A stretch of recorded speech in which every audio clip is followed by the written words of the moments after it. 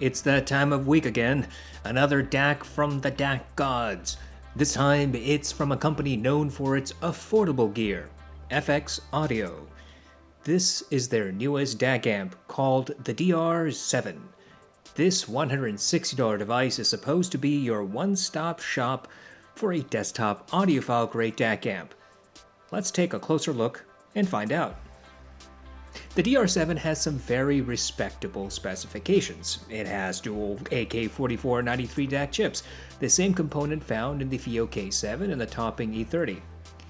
Dual DAC implementation usually means we get balanced output, but not here with the DR7. I am not sure why they opted for double the DAC and omitted the balanced output. Maybe it was a cost-saving issue, but surely it couldn't be that expensive, and frankly, why even include dual DAC chips if you're not going to benefit from them? So, while we do get dual AK4493s, the DR7 has only single-ended outputs through 1/4 inch and 3.5mm. On the other hand, the DR7 has all the typical high-resolution audio support, including MQA decoding. We also get LDAC and aptX HD Bluetooth reception.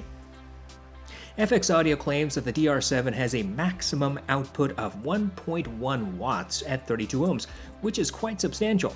But if you're comparing to amps from shit, the 1.1 watts might seem like child's play. You can read through FX Audio's marketing for the DR7 if you want. It's the standard fare. SNR this, best in class that, same old stuff we've become accustomed to from all these DAC manufacturers. Rinse and repeat.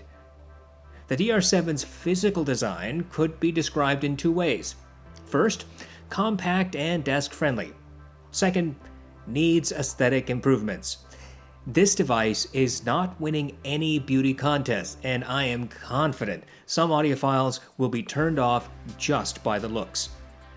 Superficial complaints aside, the DR7 sports a large rotary knob at the front, flanked by the single-ended headphone jacks. There's a very tiny screen offset to the left. This provides basic information. Some might want a larger screen, but given what little information there is to provide to the user, a small screen seems perfectly fine on this device. The back panel contains the usual inputs and outputs: Bluetooth, USB, coaxial, RCA, optical, and of course the DC power. In short, the DR7 is a perfectly fine device on paper. It does plenty, especially if you're the type who wants the full panoply of audio support at a reasonable price.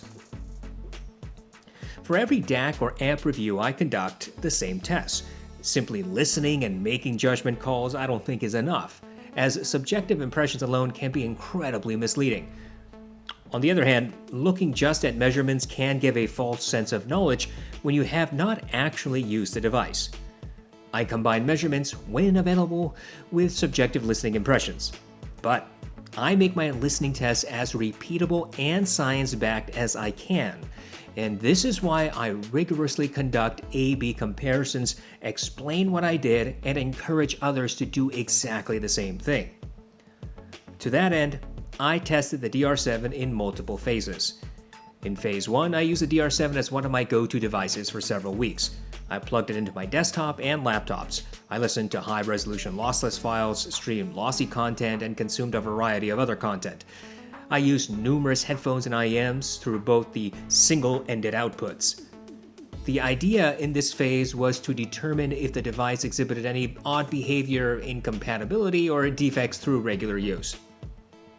In phase 2, I compared the DR7 against some alternatives, and this included the Low 2 PAW S1, Matrix Mini I Pro 3, and the topping EX5.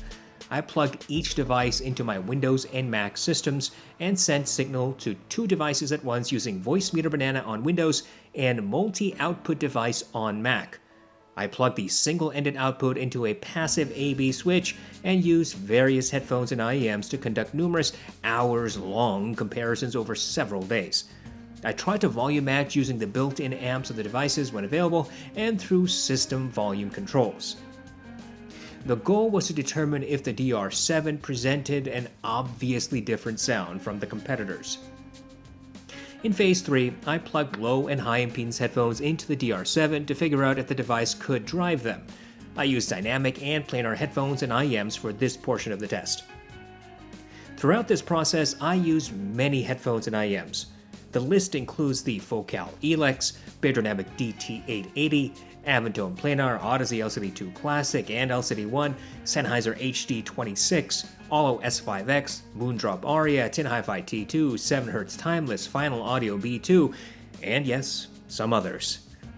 I strongly encourage people to conduct these types of true volume-matched A/B tests at home. Look, for about $25, you can find the necessary off-the-shelf components to create your own test bench, and of course, you can spend a lot more money if you wanted to. If you want less reviewer and fanboy BS, I think you need to establish a reliable, repeatable testing method that mitigates against the audiophile nonsense that is promulgated repeatedly in this hobby. Let's delve into the results of the test. In Phase 1, I used the DR07 as my daily driver. The goal was to see if it exhibited any odd behavior. And the simple answer is no, it did not. Well, at least only after I got a power supply that actually worked. You see, the power supply that FX Audio sent in the box to me was faulty. The DR07 would not turn on. Luckily, I have plenty of power supplies sitting around, so I plugged one of those. The DR07 turned on just fine. I have a couple of cheap, compatible power supplies, and they all work fine with the DR07, and that was enough for me to believe that the power supply in my box was faulty. Maybe that's just an unfortunate one-off, but you will have to decide if this is a problem that completely turns you away from this product. The power supply issue resolved, for me at least. The DR07 immediately connected to my devices. I did not need to download any drivers. And as far as I can tell, there really isn't much you can do with the DR07's menu. The power switch doubles as a selector, but it only lets you select among the inputs. The rotary knob, if pressed once, will mute audio.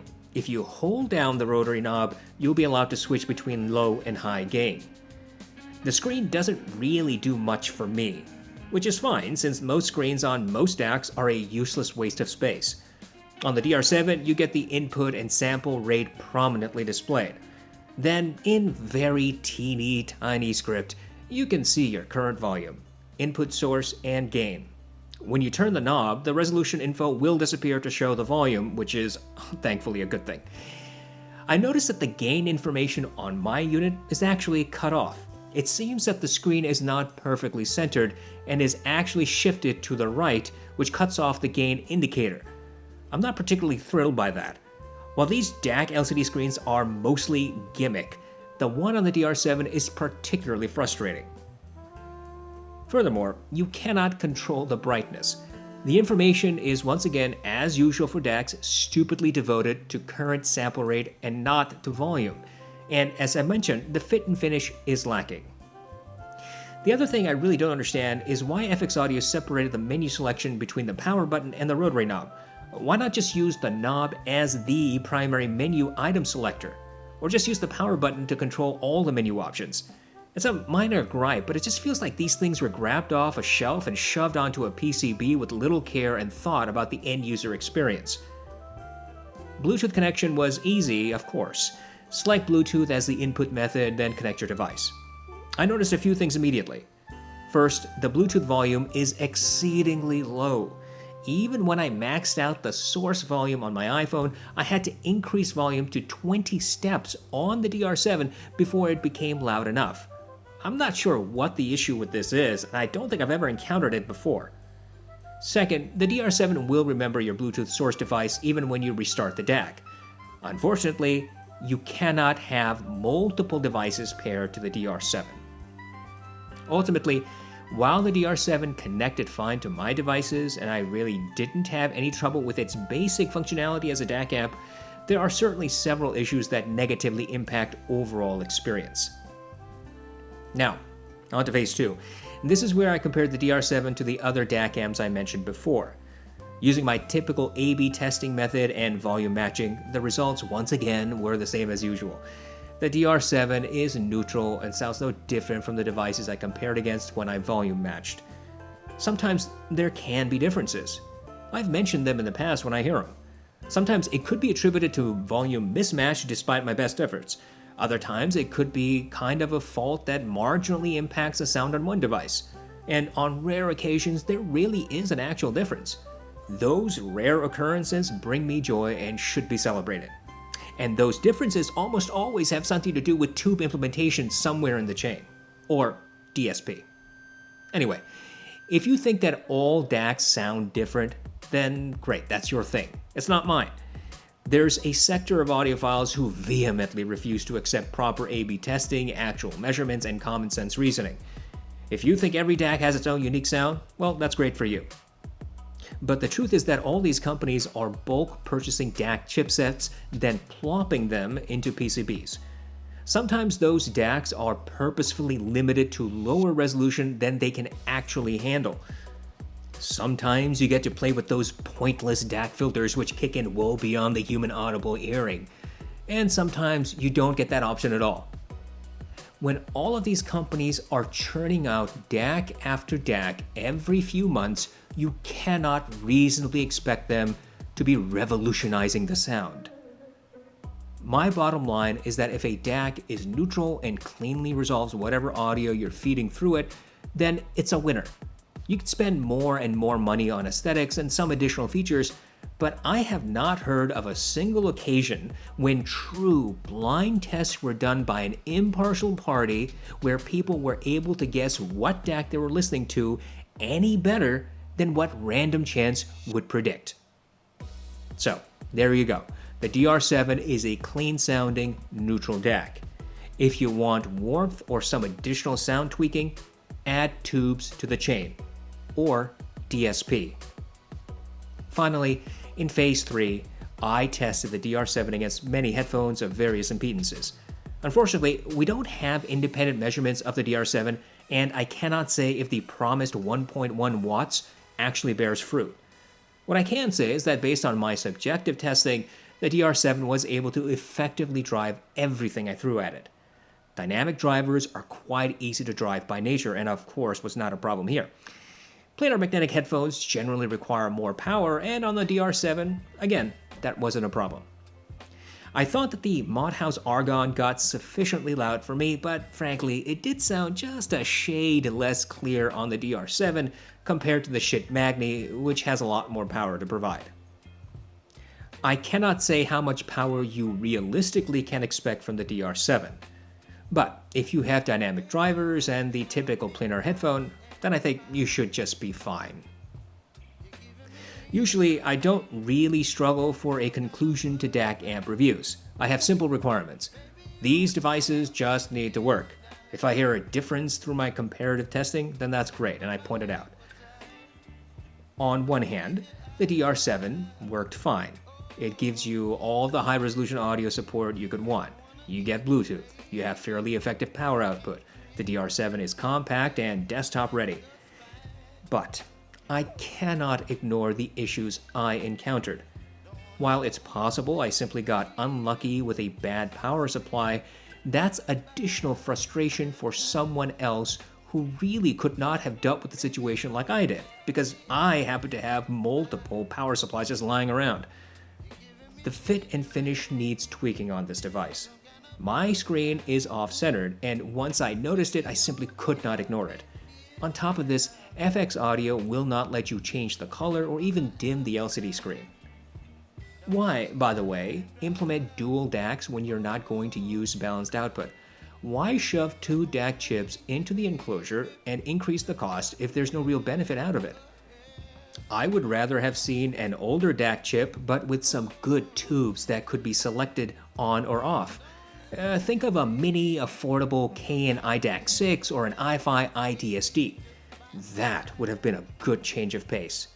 Unfortunately, not here. And of course, aesthetics are a very personal thing. But I'm sure you would not be admonished for thinking that the DR07 is a little bit ugly. If the DR07's power supply worked and the screen was at least centered, then I really wouldn't have a problem saying that the $160 price tag seems fair. But these two issues are actual issues.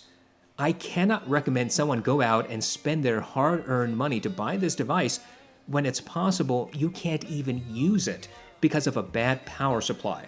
Or maybe your device's screen is going to be skewed and you won't be able to read all of it. This is simply unacceptable. So no, I cannot recommend the DR07. FX Audio, you guys really need to put some more effort into your quality control. I am deeply annoyed at what the DR07 really is after my experience of dealing with it. It's a mishmash smorgasbord of components and is almost an insult to budget-minded audiophiles. Don't buy the DR07, it's not worth it because this company simply failed with the quality control.